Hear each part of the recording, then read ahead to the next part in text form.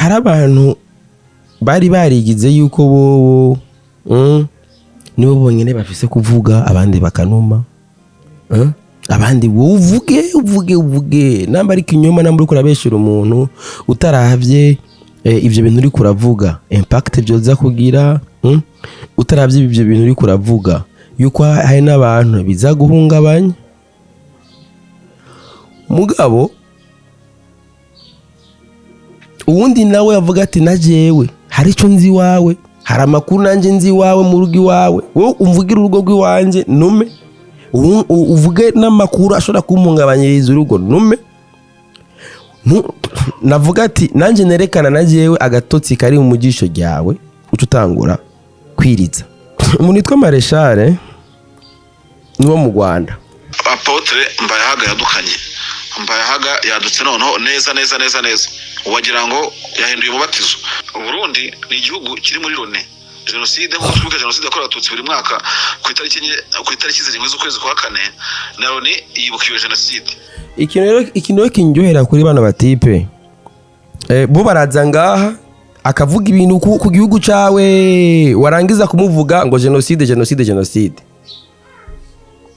none jenoside yakorewe abatutsi mu Rwanda niyo iguhereza ububasha bwo kuza kuvuga kuza konona histoire y'ikindi gihugu ica ibahereza kuza gutuka izindi ndongo z'ikindi gihugu gutuka abandi barongozi b'ikindi gihugu eske bica bibahereza bibahubwo budahangagwa ukuma mwibaza yuko abandi bafise bokurikiranwa n'ubutungane niko namabwe mushobora gukurikirana uno munsi aho turi buri umuntu wese ariko arakingira inyungu z'igihugu ciwe sishobora kwemera yuko wewe namba mu gukingira inyungu z'igihugu cawe ubanza guhungabanya inyungu z'abandi witwaje ngo mama ngo jenoside twese ngaha turafise hari abantu ngaha badukoreye ubwicanye kandi cyo abanyarwanda 1959 harabaye impunzi z'abanyarwanda twakiriye ngaha mu Burundi murabizi umunyarwanda yishe ngenda ndumwe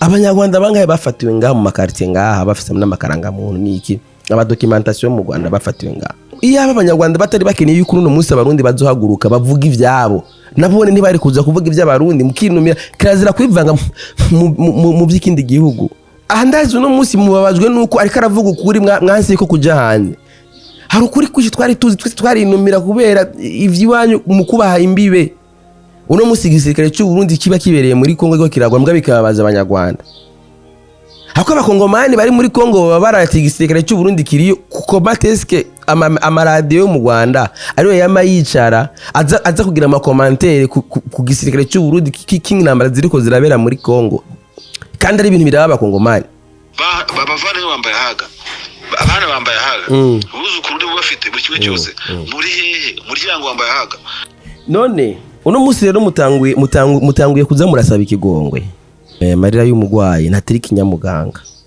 uno munsi muragwaye abanyarwanda muragwaye niyo mpamvu nkunda kwandika ni mureke Mbayahaga abahe umuti abavure mukire ngiye kandi kwaramutsa abakonzi basimbizi wasema vumba jendi simbizi murabizi neza yuko ndi inshuti yanyu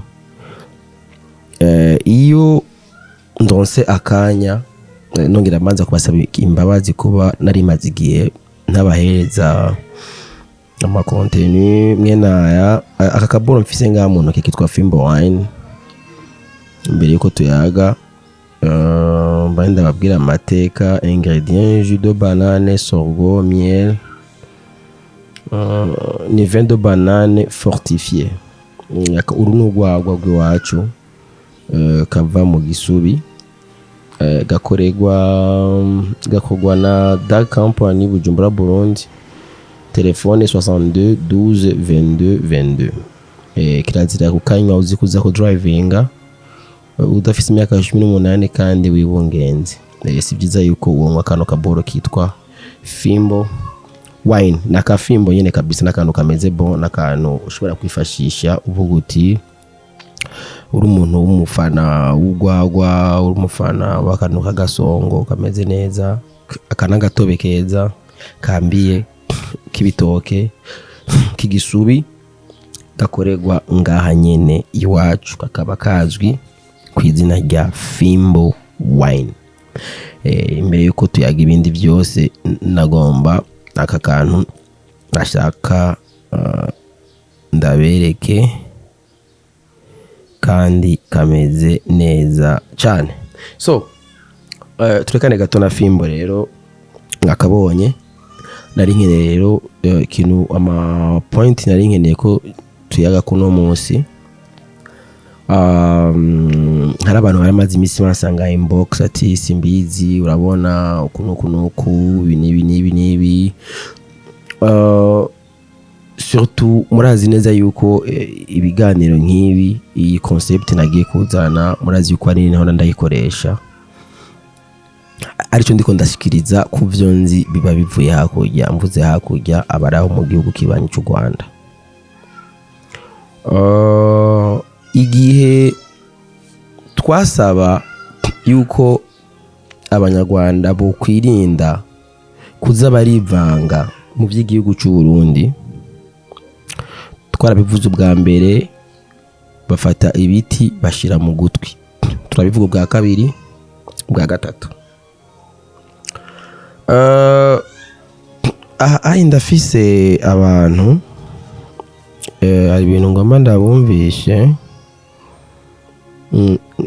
nshaka tuzo turagira n'amakomantere nkeneye gukora gato.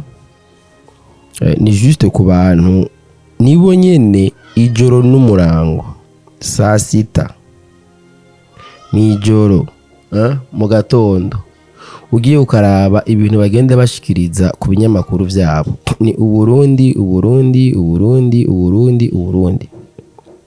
ugasanga bobo birirwa baracyoza inzego z'u Burundi, bacyoza abategetsi bo mu Burundi, bacyoza igisirikare, bacyoza iki. Twebwe tutigera twivanga mu bintu byabo byo mu Rwanda. Hama hagira umurundi nawe ahaguruka ngo agiye kuvuga bagaca bamusanga za inbox none mwebwe cyane nari nzi yuko burya abantu bagira uburenganzira bungana. Amategeko meme n'amategeko mpuzamakungu arahereza abantu uburenganzira. Hari abantu bari barigize yuko bobo nibo bonyene bafise kuvuga abandi bakanuma, abandi wowe uvuge namba ari kinyoma namba uri kurabeshera umuntu utaravye ivyo bintu uri kuravuga impact byoza kugira, utaravye ibyo bintu uri kuravuga yuko hari n'abantu biza guhungabanya. Mugabo uwundi nawe avuga ati najewe hari ico nzi wawe, hari amakuru nanje nzi wawe mu rugo iwawe, wowe umvugira urugo rw'iwanje nume, uvuge n'amakuru ashobora kumpungabanyiriza urugo nume. Navuga ati nanje nerekana najewe agatotsi kari mu mugisho ryawe uca utangura kwiriza wowe ukuntu nuku urabona rererere. Hariho umuntu yitwa Nambari Marshal. Umuntu yitwa Marshal niwo mu Rwanda. Nta munsi numwe atigera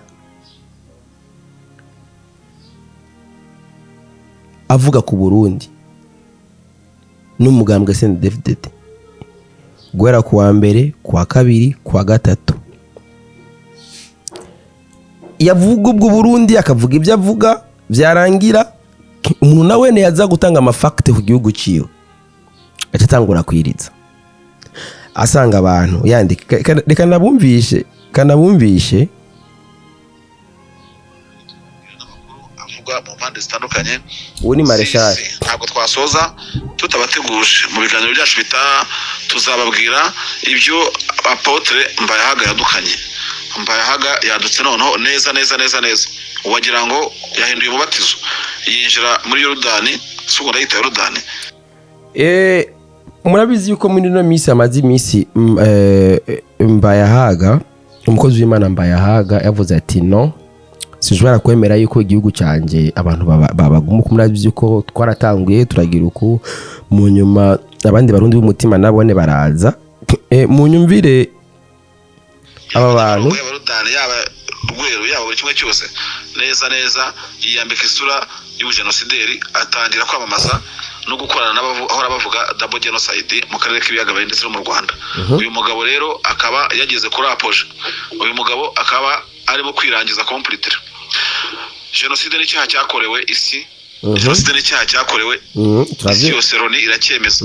Iki cyaha cya genocide yakorewe abatutsi mu Rwanda cyaraburanishijwe gishyirwaho inkiko Arusha ICT aramwese murayizi cyangwa se TPIR.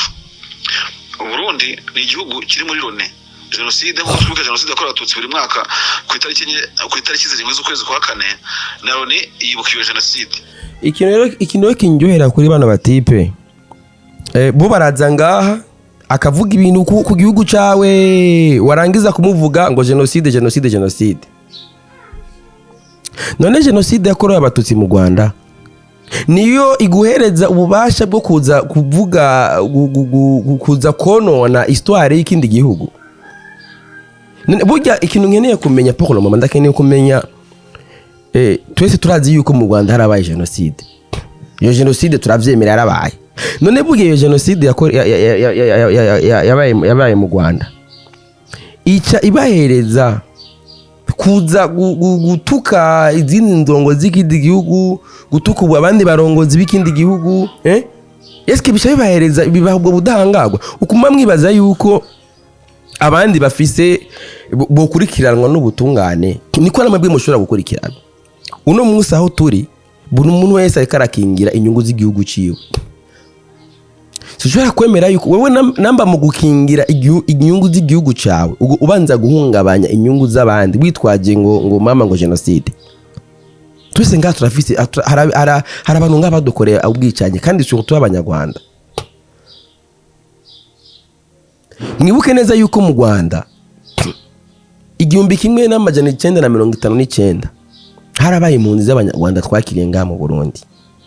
Murabizi umunyarwanda yishe ngenda ndumwe, murazi abanyarwanda bishe abantu 72. Hari abanyarwanda benshi bari mu gipolisi no mu kijandarume ngaha mu Burundi. Murazi ubwicanye bakoze ngaha mu 2015 abantu bibuka operation yabaye ku Mpanda, bari bagiye guhamba umushefu w'umunyarwanda ari we umushefu wa manifesta buko mutakura. Abanyarwanda bangaye bafatiwe ngaha mu makartie ngaha bafite n'amakaranga muntu niki aba documentation mu Rwanda bafatiwe ngaha pingi sana, bafise n'ivyangombwa babafatana n'ivyangombwa bakabyerekana ati ngibi ngaha amakarte yo mu Rwanda bakorera amaperereza baje ngaha. Rero hari abantu bibaza yuko ngo kwivanga mu mutekano w'igihugu ari mako ngo umuntu afata inko n'aya makuru mukora. Iyaba abanyarwanda batari bakeneye yuko uno munsi abarundi bazohaguruka bavuga ivyabo, nabone ntibari kuza kuvuga ivy'abarundi mukinumira kirazira kwivanga mu by'ikindi gihugu. Namba barafashe umwanya namwe no munsi Apotre Mbayahaga ashobora guhagarara akabafukura. Ahandazi uno munsi mubabajwe nuko ariko aravuga ukuri mwansi ko kuja hanze. Hari ukuri kuki twari tuzi twari inumira kubera ivy'iwanyu mu kubaha imbibe. Just ikintu cyambere kintangaza n'ingene uno munsi igisirikare cy'u Burundi kiba kibereye muri Kongo go kiragwa mbwa bikababaza abanyarwanda.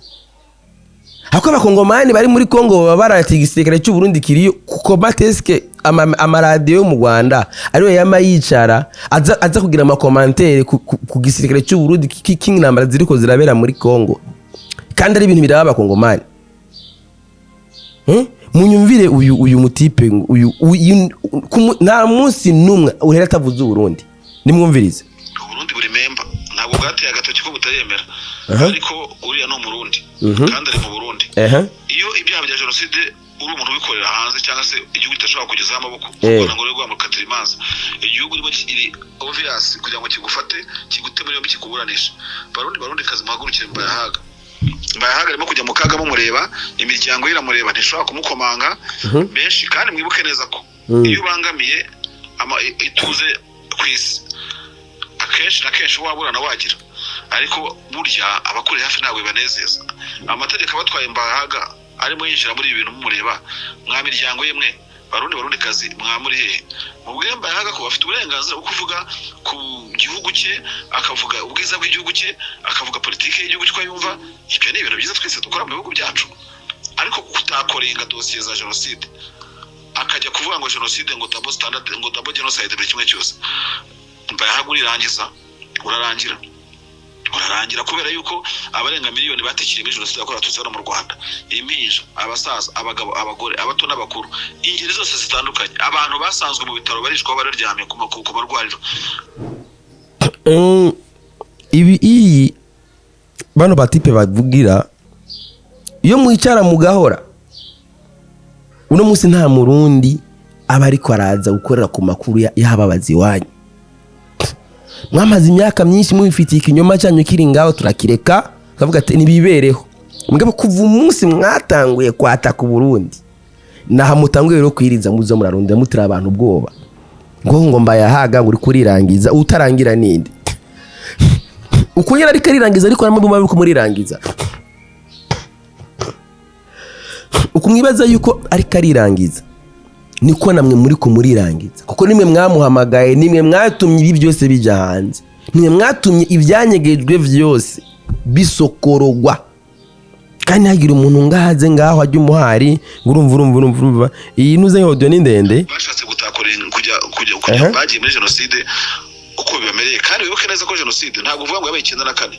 Jenoside iba mu cyiciro bitatu: kuyitegura, kwishyira mu bikorwa, kugera 94 ku tariki enye z'ukwa karindwi, ndetse kuyihakana y'abakora iki kiringo cy'imyaka 31 tumaze jenoside yakorewe Abatutsi ihagaritswe. Nawe muri abo ngabo rero sitiri mu jenoside, ntabwo uvuga ngo jenoside ngo wayikoze wagize gute. Ibyo byose ubirimo uri muri dosi, uba muri dosi yo Magatumba yishe Abanyamurenge, barakubona barabizi. None utangiye no gukora ku bugabo bw'intare, urarangira kute kandi umuryango wawe urakureba, ukureba abakwe bawe wajubone barashingije gira ngo niba abakwe bari iki bakureba, Uburundi bukureba bukakwihorera. Urimo kwirangiza uva muri affaire za jenoside. Niba uyivuga urwanye ideologie jenoside, urwanye mu gihugu cyawe, urwanye ku isi, uko na jenoside ikorerwa igihugu gusikorerwa isi yose, ubundi nawe ubugabo nk'abandi. Ibi ngibi usanzwe ukora byo kunegurana n'uburenganzira bwe kunegura ibintu tumva twese turakomanta, nta wenda kugucomeka ngo uvuge ibyo abantu bashaka, never. Ariko nanone kuri jenoside ho don't touch, urarangira completely. Kandi ndabikubwiye Marshal, aho nicare hangaha nta mafaranga nguciye, nta kinguciye, nta n'igi yewe sinagize gute ngo guti nukuguha inama. Babavane Mbayahaga, abana Mbayahaga ubuzukuru ndi bafite buri kimwe cyose muri hehe muryango Mbayahaga. None uno munsi rero mutanguye kuza murasaba ikigongwe. Hariho umugani nigeze guca, amosozi iki ntatiriki nyamuganga, marira y'umugwayi ntatiriki nyamuganga. Uno munsi muragwaye, Abanyarwanda muragwaye. Niyo mpamvu ngunda kwandika nimureke Mbayahaga abahe umuti abavure mukire.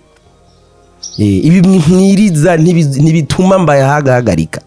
Ibi mwiriza nanje nasa n'ubwa mbere naye nagiye gato nazara abarundi benshi hariho Abanyarwanda benshi bari bazi yuko mu Burundi amatora atazoba, bari bazi yuko bazohungabanya umutekano w'abarundi, bahungabanya ibini, bari biteze yuko ibi bizoba. Buri amatora yararangiye.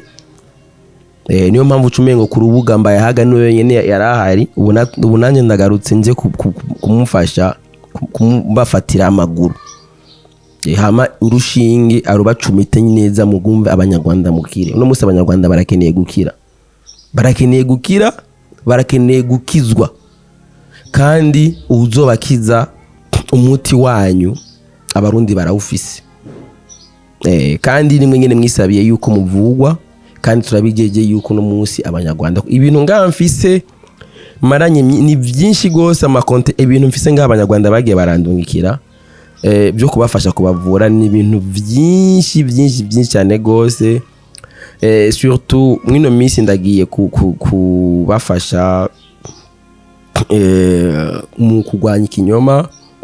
Hariho umuce munini y'Abanyamurenge ari umuce munini w'abanyamurenge uno munsi bakeneye kuvuga ukuri, bakeneye kuva mu bugwati bafashwemwo. urabona yuko bafashwe bugwati, novuga neza yuko ubu vuba ngiye gufasha kugira ibintu bije ku murongo, abanyarwanda bakire baronka umuti ubakwiye. Ibintu byo kuza muraronga ku audio mwandika ubu message mugira ibiki n'ibiki, ivyo waye ntibizobuza yuko tubandanya tubatamika umuti.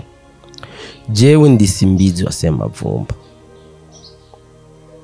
ndisimbizi wa Semavumba, umugakenera yuko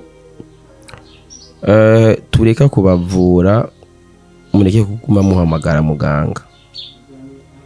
Ibera muri Kongo, intambara za Kongo, mureke abakongomani baza kuvuga ati Barundi ari abakongomani. Mugabo amamedia yo mu Rwanda, aba influencer bo mu Rwanda bakabandanya bivanga mu vy'Abarundi. Bwa mbere twarihoreye, mu nyuma turahaguruka. Natwe bumenye yuko abanyarwanda turabavura. Ndabakunda, niyo message nari nkeneye yuko no munsi dusangira gato, hamwe ibisigaye Imana ibandanye ibafasha mu banyu no mu byanyu. Ndabakunda cyane.